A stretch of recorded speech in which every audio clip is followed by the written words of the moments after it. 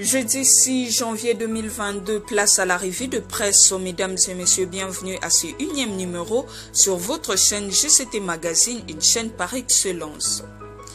4e jour de la semaine, l'actualité reste dominée par la présence du chef de l'État, Félix Antoine Tshisekedi Tshilombo, à Lodja dans la province du Sankuru. Commençons cette revue de presse avec un article de 7sur7.cd qui titre « Félix Tshisekedi à la population de Lodja. Nous sommes venus servir le Congo et les Congolais et non piller le pays ». Le président de la République démocratique du Congo, Félix Antoine Tshisekedi Tshilombo, est arrivé ce mercredi 5 janvier 2022 à Lodja dans la province du Sankuru.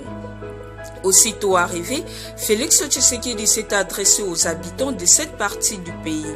Dans son message, le chef de l'État a rassuré la population que lui et son gouvernement ne sont pas au pouvoir pour se servir, mais plutôt pour servir le Congolais. Depuis que nous sommes arrivés, nous avons commencé à boucher tout le trou où l'argent du Congo et de Congolais sortait. Cet argent qui faisait que les gens ne soient pas bien payés. Aujourd'hui, nous avons commencé à augmenter les recettes du pays. Ça veut dire que dans le jour qui viennent, vous verrez, la conséquence sera l'augmentation des salaires des fonctionnaires de l'État. Soyez patients, nous sommes venus pour servir le Congo et les Congolais. Nous ne sommes pas venus piller le pays ou les détruire. Nous sommes venus relever le pays, a déclaré le chef de l'État. En outre, le président Tshisekedi a promis à la population de revenir à Lodja pour se rassurer que les travaux du programme de développement de 145 territoires se déroulent normalement. Faites-moi confiance, je reviendrai encore ici quand les travaux du programme de 145 territoires vont commencer pour faire le constat de l'avancement de ces travaux ici à Lodja, a dit Félix Tshisekedi. Lodja, Félix Tshisekedi prêche l'unité de Sankourois. Le chef de l'État appelle le peuple sankourois à l'unité pour assurer son développement. Devant une foule immense, Félix Tshisekedi a évoqué jeudi son vaste programme de développement à la base à travers le 145 territoires. Il a insisté sur les infrastructures de base, l'agriculture avant de souligner que ce programme va débuter par la construction des hôpitaux de référence dans chaque territoire, des infrastructures pour l'administration ainsi que des écoles professionnelles. RDC, Félix Tshisekedi à Lodja. Mon arrière-grand-mère est du Sankuru. Vous êtes aussi mon sang et je suis chez moi. Je suis triste parce que depuis que j'ai débuté ma tournée, je ne vois que de problèmes infrastructures routières, les hôpitaux, les habitations. Le président de la République est arrivé jeudi à Lodja après avoir séjourné dans la province du Kasaï. Depuis le début de sa tournée dans l'espace Kasaï, il s'est rendu compte de la pauvreté accrue de la population. En plus, il a déploré l'état de délabrement très avancé des infrastructures dans toute la région. RDC à Lodja, Félix Tshisekedi réitère son vœu de remettre le pays sur les rails, nous informe Politico.cd. Le président de la République, Félix Tshisekedi, est arrivé ce mercredi 5 janvier à Lodja dans la province du Sankuru. Comme à l'accoutumée, le chef de l'État s'est exprimé devant la foule venue l'accueillir. Dans son allocution, Félix Tshisekedi a sollicité auprès de la population la patience et la confiance pour lui permettre de parachever son action dans cette jeune province. Faites-moi confiance, je rentrerai encore ici quand les travaux de développement de 145 territoires seront lancés pour que je me rende compte personnellement de l'évolution et avancement de ces travaux ici à Lodja, a rassuré Félix Tshisekedi. Félix Tshisekedi a également réitéré sa ferme volonté de remettre la République démocratique du Congo la place qui lui revient de droit. Nous vous demandons la patience. Nous sommes venus pour servir le Congolais. Nous ne sommes pas là pour voler ou piller ces pays. Nous ne sommes pas venus pour le détruire. D'ailleurs, le pays est déjà détruit, mais nous sommes venus élever ces pays et lui rendre sa place d'antan, a-t-il renchéri. Répondant aux doléances des agents et fonctionnaires de l'État qui peinent à joindre les deux bouts suite à leurs conditions salariales, Félix Tshisekedi a promis d'augmenter les salaires grâce à la mobilisation accrue de recettes. Vous verrez avec notre politique de mobilisation accrue de recettes publiques les conséquences que cela va apporter. Les salaires des fonctionnaires de l'État vont augmenter, a indiqué Félix Tshisekedi. Après l'étape de l'Odja, Félix Tshisekedi se rendra à Lumumba-Ville, une ville créée récemment en l'honneur de Patrice Emery Lumumba pour y installer les autorités. Changeons de registre avec Congo Profond qui nous informe à la une RDC. Les soupçons de détournement autour des Jeux de la francophonie font polémique.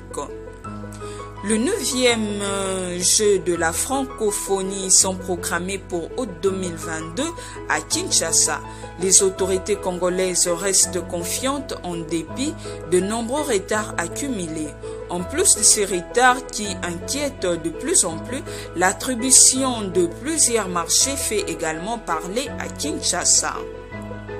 Le Comité international de jeux de la francophonie exige des infrastructures accueillantes et sécurisées. Il s'agit d'héberger au moins 3500 participants aux épreuves et leurs accompagnateurs. 12 immeubles de 7 étages chacun doivent être érigés aux alentours du stade Tata Raphaël, la deuxième plus grande enceinte sportive de Kinshasa. Les travaux ont été confiés à Janamapa Construct, une société dirigée par un entrepreneur libanais.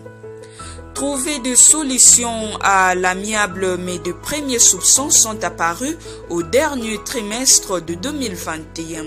Les travaux ont été surfacturés, a estimé une commission spéciale. Finalement, fin 2021, les contrats ont été renégociés. Janamapa Construct a déjà reçu environ 5 millions de dollars, n'a plus conservé que la construction de fondations de ces immeubles. À ce jour, seuls 3 de 12 fondations sont terminées. Un autre contrat a été signé avec une autre entreprise, cette fois pour des maisons préfabriquées à installer sur les sites. Plusieurs autres entreprises ont reçu de fonds publics pour des marchés liés à ces jeux, mais dans un contexte flou avant que le contrat ne soit renégocié, dénoncent même certains membres du cabinet du président Félix Tshisekedi. À ce stade, aucun dossier judiciaire n'a été ouvert à ces sujets. La solution d'une résolution à l'amiable a été le plus souvent préférée. Bouclons cette revue de presse avec ces dossiers de construction des écoles en Mbujimayi. Dans un article de dépêche.cd qui titre Mbujimayi, dossier construction des 6 écoles prenant la part de Ngoïka Sanji, Kabound et Kabuya, Sermon Marcelin Bilomba. Kinshasa, 5 janvier 2022, le conseiller spécial du président de la République, Marcelin Bilomba, s'est attaqué au député national Alphonse Ngoïka Sanji dans le cadre du dossier 14 millions de dollars pour la construction des écoles dans le Kasaï oriental. Une vidéo qui a défrayé la chronique et qui, sans doute, devrait mériter un recadrage. C'est ainsi que Jean-Marc Kabound, premier vice-président de l'Assemblée nationale, a pris la défense du député Kassanji contre Bilomba, qui a mis en doute les niveaux académiques de l'ancien gouverneur. Le président adjoint de l'IDPS, dans un tweet, dénonce les injures du conseiller spécial du chef de l'État Marcelin Bilomba. L'honorable Ngoïka Sanji, qui n'a fait que son travail de contrôleur de l'action de l'exécutif mérite mieux que des insultes. Au nom de l'UDPS et au mien propre, je tiens à lui présenter des excuses et prie à la justice de se saisir de la dénonciation pour établir des responsabilités, a écrit Kabound. De son côté, le secrétaire général du parti au pouvoir annonce la restructuration du cabinet du président de la République quant à Marcelin Bilomba. Augustin Kabouya a affirmé que ce dernier sera traduit en justice pour l'échec du projet Tchilégelou dans l'espace Kasaï. Rappelons que Marcelin Bilomba est accusé d'avoir détourné par surfacturation la somme de 14 millions décaissés dans le cadre du projet Tchilégelou.